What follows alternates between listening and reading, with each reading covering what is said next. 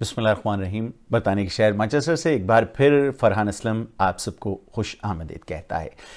آج ایک بہت ہی اہم خبر جس کے بارے میں ہم بات کریں گے اس پروگرام میں، آل سعود نے ترکی کے اوپر اقتصادی اور معاشی پابندیاں عائد کر دیں، یعنی کہ ترکی سے جتنی درآمدات ہیں آل سعود نے ان پر پابندی لگا دی ہے۔ اور نہ صرف آل سعود نے بلکہ ان کے جتنے بھی حمایت یافتہ ملک ہیں اس وقت، خواہ وہ یو ای ہو، خواہ وہ موراکو ہو، خواہ وہ الجیریا ہو یا دیگر اس کے سپورٹرز جو ہیں، انہوں نے بھی بتدریج ترکی کی مصنوعات کا بائیکاٹ شروع کر دیا ہے۔ یہ بائیکاٹ کیوں ہو رہا ہے؟ آل سعود اور ترکی کے مابین یہ چپکلش کب سے جاری ہے، کیوں جاری ہے، اس کی وجوہات کیا ہیں، اور آل سعود ترکی سے خوفزدہ کیوں ہے، اور کیا ترکی سلطنت عثمانیہ کا اجرا چاہتا ہے؟ یہ وہ سوال ہیں کہ اس کا جواب آج کے اس پروگرام میں ہم ڈھونڈنے کی کوشش کریں گے۔ لیکن اس سے پہلے میں آپ سے درخواست کروں گا کہ میرے اس چینل کو ضرور سبسکرائب کیجئے گا۔ اور اس وقت جو آپ کو میں بتا چلوں، اگر امت مسلمہ پر ایک نگاہ ڈالیں آپ، تو اس وقت دو واضح بلاکس ہیں، ایک شیعہ بلاک ہے اور ایک سنی بلاک ہے۔ شیعہ بلاک میں ظاہر ہے کہ اس وقت ایران سر فہرست ہے، جس کے بعد آذربائیجان دوسرا بڑا آفیشل شیعہ ملک ہے۔ اور اگر ہم سنی کی بات کریں، سنی ممالک کی یا سنی مقبوضہ فکر کی بات کریں، تو اس میں اس وقت گزشتہ 30 سالوں سے جو سب سے بڑی قوت تھی 60 کی دہائی سے لے کر، وہ سعودی عرب تھا، جس نے بہت سارے ممالک کو بے تحاشا پیسہ دیا اور اس طرح سے ان ممالک کی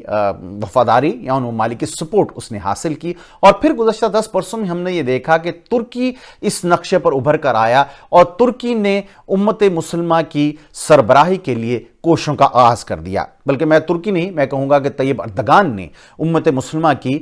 جو سربراہی ہے اس کی کوششوں کا آغاز کر دیا۔ اور پھر ہم نے ترکی کی جانب سے بہت سارے محاذوں کے اوپر پراکسی وار کا سلسلہ ہوتے ہوئے دیکھا، اور سعودی عرب کی جانب سے بھی، اکیلا ترکی وہاں پر نہیں تھا۔ اس میں جو سنی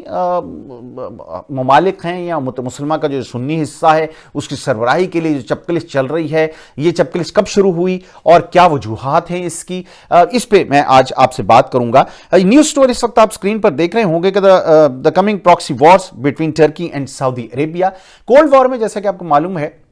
امریکہ اور سوویت یونین کے مابین ایک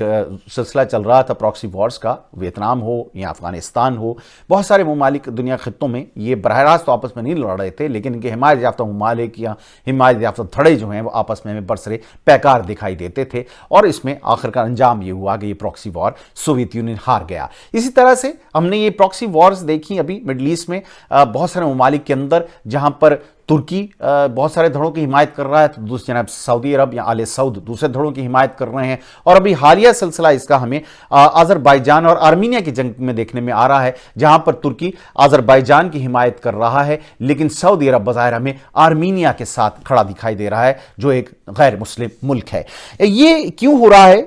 اگر آپ اسکرین پر ایک تصویر دیکھ رہے ہیں، ڈونٹ ٹچ ٹرکش آئٹمس، یہ وہ تصویر ہے جو ایک یہ ٹرالیاں کچھ بھری کھڑی ہیں، یہ سعودی عرب کے سپر مارکیٹس ہیں جہاں پر یہ ٹرالیز موجود ہیں، اور سعودی عرب کی بہت سے سپر مارکیٹس نے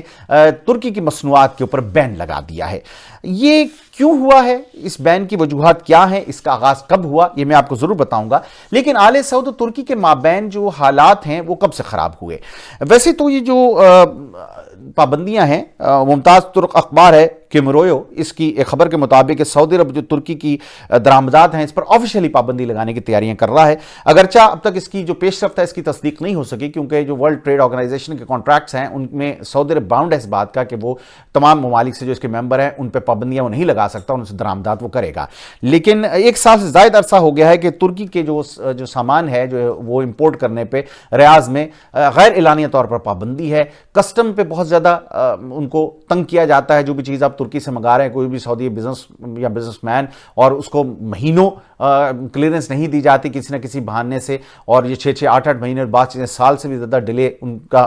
شنید ہمیں یہ ہوئی ہے۔ اور اب انٹرسٹنگلی اس بین کے اندر موراکو نے بھی سعودی عرب کو جوائن کر لیا ہے۔ یو اے ای پہلے ہی ترکی کی مصنوعات کو درآمد نہیں کر رہا ہے، جبکہ الجیریا بھی اب یہ کہا گیا ہے کہ اس میں شامل ہو گیا ہے۔ موراکو نے ون فائن مارننگ 90% جو ہے وہ کسٹم ڈیوٹی ایڈ کر دی تمام ترکی کی مصنوعات کے اوپر۔ ترکی ترکی کی سب سے بڑی جو ڈسکاؤنٹ چین ہے وہ اس وقت موراکو میں بزنس کر رہی ہے، اور نارتھ افریقہ جو ہے ایک بہت بڑا ہب ہے ترکی کے لیے، بہت سارے ترک مصنوعات وہاں پہ استعمال ہوتی ہیں، اور سعودی عرب اس ہب کو نشانہ بنا رہا ہے، یا آل سعود اس ہب کو نشانہ بنا رہا ہے۔ یہ آپ اس میں یہ دیکھیے، یہ اسکرین پر ایک ٹویٹ آپ کو دکھائی دے رہی ہے کہ after hiking tax on import Turkish goods by 90%، یہ 5 سال کے لیے انہوں نے 90% کی پابندیاں لگا دی ہیں۔ Morocco appears to be joining Saudi Arabia and the UAE in de facto boycott of products made in Turkey amid rising regional tensions. یہ خبر بھی اس حوالے سے آپ اسکرین پہ دیکھ رہے ہوں گے، ایک ٹویٹ بھی ہم نے آپ کی خدمت میں پیش کی۔ موراکو اور ٹرکی کے درمیان 2.24 بلین کی امپورٹس ہوئی 2019 کے اندر، جس میں اب ہمیں ایک ڈراسٹک کمی دکھائی دے رہی ہے 2020 کے اندر۔ مڈل ایسٹرن آئی کی سٹوری ہے جو آپ اسکرین پر دیکھ رہے ہیں، raft of restriction imposed by موراکو on Turkish goods. یہ انہوں نے کہا ہے کہ جو بہت ساری اقدامات ہیں، بہت ساری پابندیاں ہیں جو موراکو نے بھی اب ٹرکش گڈس پر عائد کر دی ہیں۔ یہ حالات کب خراب ہوئے؟ سعودی عرب اور ترکی کے تعلقات، یا آل سعود اور ترکی کے تعلقات میں خرابی کب آئی؟ یہ سلسلہ شروع ہوا 2011 سے، جب عرب سپرنگ آئی، اور پھر آپ نے دیکھا کہ مڈل ایسٹ کے بہت سارے ممالک کے اندر عوامی سطح کے اوپر ایک رد عمل دیکھنے میں آیا وہاں کے ڈکٹیٹر حکمرانوں کے حوالے سے، جو کئی دہائیوں سے وہاں پر حکمران تھے، اور عوام کا گلہ یہ تھا کہ عوام کی فلاح و بہبود یا بہتری کے لیے کوئی کام نہیں کر رہے۔ اور آخرکار اس کا آغاز ایسے ہوا کہ ایک سٹال ہولڈر تھا جس نے اپنے آپ کو آگ لگا لی۔ یہ وہ نقطہ تھا جہاں سے آغاز ہوا عرب سپرنگ کا، مظاہرے پھوٹ پڑے۔ یہ 2010 کی آئی تھنک بات ہے، پھر 2011 میں یہ عرب سپرنگ پورے جوبن پر آئی۔ انہوں نے کئی ایک ممالک میں ان حکمرانوں کے تختے الٹتے دیکھے جو کئی دہائیوں سے حکمران تھے، خواہ وہ معمر قذافی صاحب ہوں یا دیگر ممالک کی ہم بات کریں، وہاں سے حکمرانوں کو بھاگنا پڑا، اور سب تقریباً سعودی عرب کے حمایت یافتہ تھے۔ تو سعودی عرب نے جو عرب سپرنگ تھی، اس میں مسلم برادرہڈ تھا جو عرب سپرنگ میں روح رواں تھا۔ سعودی عرب اس کے مخالف تھا، کیونکہ سعودی عرب سمجھتا تھا کہ عرب سپرنگ اگر چل پڑی تو یہ سعودی عرب بھی پہنچ جائے گی، پھر سعودی عرب میں آل سعود کا تخت جو ہے وہ خطرے میں پڑ جائے گا، لہٰذا وہ اس عرب سپرنگ کی مخالفت کر رہے تھے۔ لیکن دوسری جانب ترکی جو ہے وہ اسلامک برادرہڈ کی حمایت کر رہا تھا، اور یہ بات ظاہر ہے کہ سعودی عرب پر ناگوار گزری۔ اس کے بعد یہ معاملہ مزید اس وقت بھڑکا جب ایک آپ کو معلوم ہے سعودی صحافی جن کو جمال خشوگی، جنہیں مار دیا گیا، اور یہ سعودی سفارت خانے میں یہ ہوا، اور یہ ترکی کے دارالحکومت استنبول کے اندر یہ واردات ہوئی۔ سعودی عرب پہلے سے انکار کرتا رہا، پھر ترکی اس کے ایسے ناقابل تردید ثبوت لے آیا جس میں سعودی عرب کو یہ ماننا پڑا کہ ہاں اسے مار دیا گیا ہے۔ لیکن جو خشوگی ہیں، ان کی جو فیانسے تھے یا ان کی منگیتر تھے، ان کا یہ کہنا تھا کہ شہزادے نے ان کو مروایا ہے، شہزادہ محمد بن سلمان نے، کیونکہ یہ بڑے کرٹک تھے، ان کے خلاف لکھتے تھے کہ یہ بہت ظالم ہیں، جابر ہیں، اور ظاہر ہے کہ جو بھی شہزادہ محمد بن سلمان کے آگے آیا انہوں نے اس کو تباہ و برباد کر دیا، خواہ وہ شہزادے ہی کیوں نہ ہو آل سعود کے، اور ابھی تک یہ سلسلہ جاری ہے۔ سو اس پہ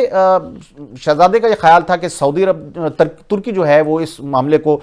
دبا دے گا اور معاملہ ان پر نہیں آئے گا، لیکن ترکی نے اس معاملے کو بہت اچھالا، اور آڈیو ٹیپس وہ لے کر آیا کہ جس میں یہ پوری واردات کی ساری آڈیو روداد محفوظ تھی کہ کیسے اس کو مارا گیا، مرتے ہوئے اس نے کیا آخری الفاظ کہے۔ پھر سعودی عرب نے دوسرا پینترا یہ بدلا کہ انہوں نے کہا کہ یہ کچھ انڈیویجولز ہیں جنہوں نے یہ کام کیا، وجوہات کیا تھی، ان کی کیا خشوگی سے لڑائی تھی، یہ تو کوئی ایسا معاملہ نہیں تھا، بالواسطہ طور پر تو بظاہر لگتا کہ شہزادہ ہی انوالو تھا۔ اور پھر وہاں پر 5 لوگوں پر اس میں مقدمہ چلایا گیا سعودی عرب کے اندر۔ ترکی نے بس نہ کی، اس نے 20 لوگوں کے اوپر مقدمہ چلا دیا ان کی غیر موجودگی میں، اور ان کو سزائیں دی گئیں، جبکہ سعودی عرب میں جن لوگوں کو سزا ہوئی موت کی 4 لوگ تھے، انہیں بعد میں پارڈن کر دیا گیا۔ خشوگی کے بچوں نے ان کو معاف کر دیا بقول سعودی عرب کی فیملی کے، اور پھر ان کی موت کی سزا کو عمر قید میں بدل دیا گیا۔ سو یہ وہ نقطہ تھا کہ جہاں پر دونوں ممالک کے درمیان چپکلش انتہائی شدت اختیار کر گئی، اور پھر سعودی عرب نے 2018 کے بعد سے غیر اعلانیہ بین کا آغاز کر دیا۔ اس ساری مہم کا آغاز سب سے پہلے سوشل میڈیا کے اوپر ہوا، بائیکاٹ ٹرکی کے نام سے ایک ہیش ٹیگ، اگر ابھی بھی آپ ڈالیں بائیکاٹ ٹرکی تو آپ کو یہ نظر آئے گا۔ انٹرسٹنگ بات یہ کہ اس میں اسرائیلی بھی انوالو ہیں، اس میں ایجپٹ بھی، اس میں بہت سارے غیر مسلم ممالک، گریس ہے، سائپرس ہے، وہ بھی ہیں اس کے اندر، آرمینیا تک اس کی حمایت کرتا ہمیں دکھائی دے رہا ہے، امریکی بہت سارے لوگ اس کی حمایت کرتے دکھائی دے رہے ہیں۔ سو مزے کی بات یہ ہے کہ غیر مسلم زیادہ بڑے حمایتی ہیں ترکی کو نقصان پہنچانے کے آل سعود کی نسبت۔ سعودی عرب کے اندر تو معاملہ چل ہی رہا ہے، آل سعود کو خوش کرنے کے لیے بہت سارے اقدامات کر رہے ہیں لوگ، لیکن آپ یہ دیکھیں گے کہ بڑی تعداد غیر مسلمانوں کی، اسکرین پہ آپ اس وقت ٹویٹس دیکھیں گے تو بہت ساری تعداد، بیشتر ٹویٹس ایسے ہیں جو کہ غیر مسلموں کے ہیں، اور وہ بھرپور طریقے سے یہ چاہتے ہیں کہ ترکی کو کس طرح سے تباہ و برباد کر دیا جائے۔ انہوں نے پہلے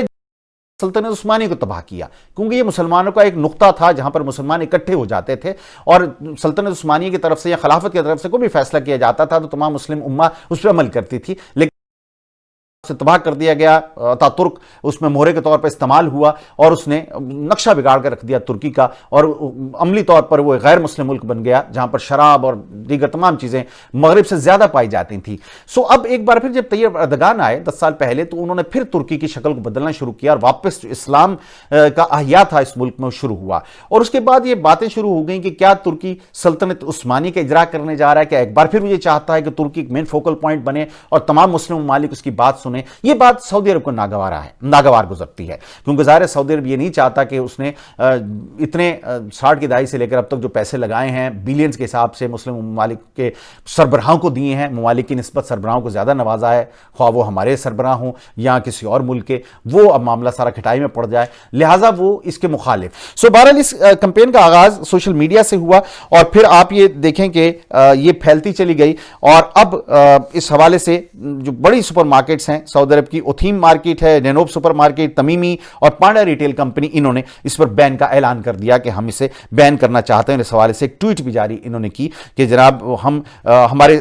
لیڈر اور حکومت اور سیکیورٹی کے اوپر کوئی کمپرومائز نہیں کریں گے سعودی عرب کی، بقول ان کے کہ ترکی سعودی عرب کی سالمیت کے لیے ایک خطرہ ہے، یا آل سعود کی سالمیت کے لیے خطرہ ہے، لہٰذا اس کا بائیکاٹ کیا جائے۔ عبداللہ العسیم مارکیٹ نے بھی بائیکاٹ کی کال دی ہے، یہ ورلڈ گلف نیوز کی خبر ہے جس میں یہ کہا گیا ہے کہ ترکی کی مصنوعات کی درآمد کو انہوں نے روک دیا ہے۔ لارجسٹ فرنیچر سٹورز نے بھی بائیکاٹ اناؤنس کیا ہے، یہ بھی ٹویٹ آپ سکرین پر دیکھ رہے ہیں، جبکہ فیشن انڈسٹری نے بھی کہا گیا ہے کہ اس پہ بھی ان آفیشیل سعودی بین جو ہے وہ لگ گیا ہے ٹرکش امپورٹس کے اوپر، اور یہ خبر آپ سکرین پہ دیکھ رہے ہوں گے۔ کلوتھنگ جائنٹ ہے مینگو، جس نے یہ کہا ہے کہ اس کی جو درآمدات ہوئیں، جو کپڑے وہ منگا رہا تھا ترکی سے، مہینوں تک انہیں کلیئرنس نہیں دی جا رہی، اور وہ پھنس گئے ہیں سارے، اور وہ ظاہر ہے کہ اگر ان کے پاس کپڑے نہیں بیچنے کے لیے تو کیا بیچیں گے، لہٰذا انہوں نے یہ سوچا ہے اب کہ ترکی کی مصنوعات نہ برآمد کی جائیں بلکہ یہ دوسرے ممالک سے یہ تمام چیزیں لائیں۔ اس میں آپ یہ دیکھیں کہ ترکی کے اوپر ترکی کی مصنوعات کو بین کرنے کے لیے کہا جا رہا ہے کہ بالواسطہ طور پر شہزاد محمد بن سلمان جو ہیں وہ پریشرائز کر رہے ہیں سب کو، اور جس کے نتیجے میں آپ یہ دیکھیں گے کہ اب سعودی عرب میں ترکی کی مصنوعات پہ اب بین بتدریج بڑھتا جا رہا ہے۔ ترکی کے جو ترکش ریپبلکن پارٹی ہیں، ان کے اسپوکس پرسن نے کہا ہے کہ اگر یہ بین یوں ہی جاری رہا تو پھر یہ بڑا مشکل ہو جائے گا بہت سی کمپنیوں کو لے کے ترکی میں کام کریں، اور وہ اپنے جو پروجیکٹس ہیں یا اپنی کمپنیز ہیں یا اپنی فیکٹریز ہیں وہ ترکی سے باہر لے جائیں گی، اور اس سے ترکی کو ایک بہت بڑا نقصان ہوگا۔ دوسری طرف ترکی کا یہ کہنا ہے کہ سعودی عرب اس کے حمایت یافتہ ملک ترکی کے اندر اپنی جاسوسی کا نیٹ ورک پھیلائے ہوئے ہیں، اور اس کا مقصد صرف اور صرف ترکی کی سالمیت کو نقصان پہنچانا ہے، اور ابھی حال ہی میں ایک پورا نیٹ ورک پکڑا گیا ہے جس میں سے ایک شخص احمد محمود عائش کو کورٹ میں پیش کیا گیا، جس کو اب ریمانڈ دے دیا گیا، اور کہا گیا ہے کہ بہت سے سنسنی خیز انکشافات ہوئے ہیں جو جلدی پیش کیے جائیں گے۔ دوسری طرف ایک اور ٹویٹ جو کہ انٹرسٹنگلی آرمینیا کے ایک شخص کی جانب سے کی گئی ہے، جس میں یہ کہا گیا ہے کہ 9 ممالک کے اندر پچھلے 10 سالوں سے ترکی 31 کانفلکٹس ہیں، 31 جو وہاں پر مسئلے چل رہے ہیں ان میں انوالو ہے، ان میں ملوث ہے۔ کیوں؟ کیا ترکی سلطنت عثمانیہ کا اجرا چاہتا ہے؟ سلطنت عثمانیہ سے مراد یہ نہیں ہے کہ وہ سلطنت عثمانیہ واپس آ جائے گی، لیکن کیا ترکی وہی مقام حاصل کرنا چاہتا ہے اپنا کھویا ہوا جو اس کے پاس تھا جنگ عظیم دوئم سے پہلے؟ اس کا جواب ہم جانیں گے جناب اپنے اگلے پروگرام میں۔ آج کا یہ پروگرام اپنے اختتام کو پہنچتا وقت میرا بس محدود تھا، امید ہے کہ آپ کو یہ پروگرام پسند آیا ہوگا۔ انشاءاللہ تعالی اگلے پروگرام کے ساتھ تو اس موضوع کو آگے بڑھاؤں گا۔ میرا پروگرام پسند آیا تو اس چینل کو ضرور سبسکرائب کیجیے گا۔ فرحان اسلم کو اجازت دیجیے، فی امان اللہ۔